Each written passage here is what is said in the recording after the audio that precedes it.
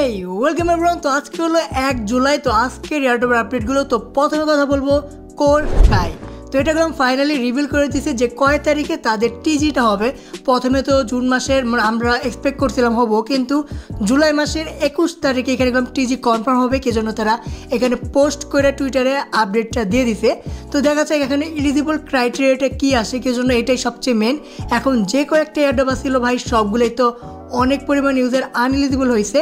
Are eligible হইলেও ভাই যে পরিমাণ টোকেন পাইতেছে আর প্রাইস যে পরিমাণে ড্রপ হইতেছে, এখানে প্রফিট তো দূরের কথা পাই $2-3 এক্সপেক্ট করা যাইতেছে না। তো আশা করা যায় এখান থেকে কিছু পাওয়া যেতে পারে, কি জন্য এখানে ইউজার অনেকটাই কম। তো যদি 21 জুলাই করে টিজি, তাহলে দেখা যাক লিস্টিং প্রাইস কত হয় বা টোকেন কত এক্সচেঞ্জারে, মানে কোন কোন এক্সচেঞ্জারে লিস্ট হয়, সেটা যদি ভালো একটা এক্সচেঞ্জার হয় তাহলে আশা করা যায় এখান থেকে প্রফিট আসতে পারে। তাছাড়া তো এখন এয়ারড্রপগুলো কী করতেছে ভাই বুঝেই যাইতেছে না।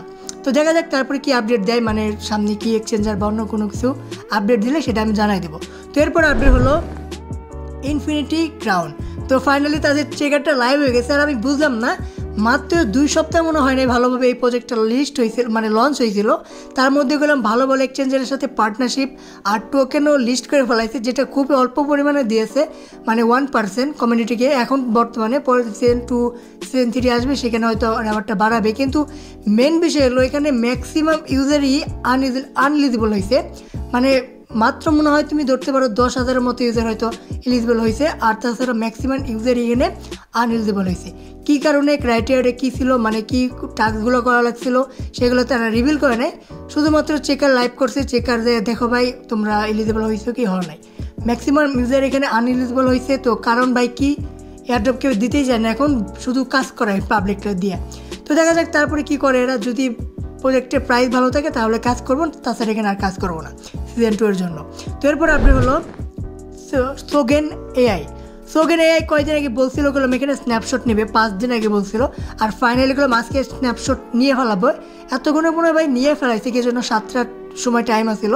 তো দেখা যাক তারা কী আপডেট দেয়। এখানে কাজ করার মতো বেশি কিছু ছিলই না, শুধুমাত্র ফটো জেনারেট করতে হইতো আর শুধু পয়েন্ট কালেক্ট করার জন্য তোমাকে ডেলি চেক ইন করতে হবে, যেটা 24 ঘন্টা পর পর তুমি একবার করে 100 স্পার্ক বা 100 সোগেন পয়েন্ট তুমি এখান থেকে নিতে পারবা। তাছাড়া এখানে বেশি কিছু ছিল না, কিন্তু যারা পোস্ট করছে আর এখানে বলে দিতে যে snapshot done, main net on. তো এখানে এখন আমাদের মেন কাজ হবে কি, টিজি করবে, টোকেন ক্লেম করার জন্য ওর ইভেন্ট রাখবে। তো এটাই আসছে এখন, তাছাড়া আর কোনো কাজ নেই। মেন নেট স্টার্ট হয়ে গেছে, তো এখানে আর টেস্ট নেটের কোনো কাজ নাই। এখন টেস্ট নেট যারা করছে তারা শুধু রেওয়ার্ডটা ক্লেম করবো।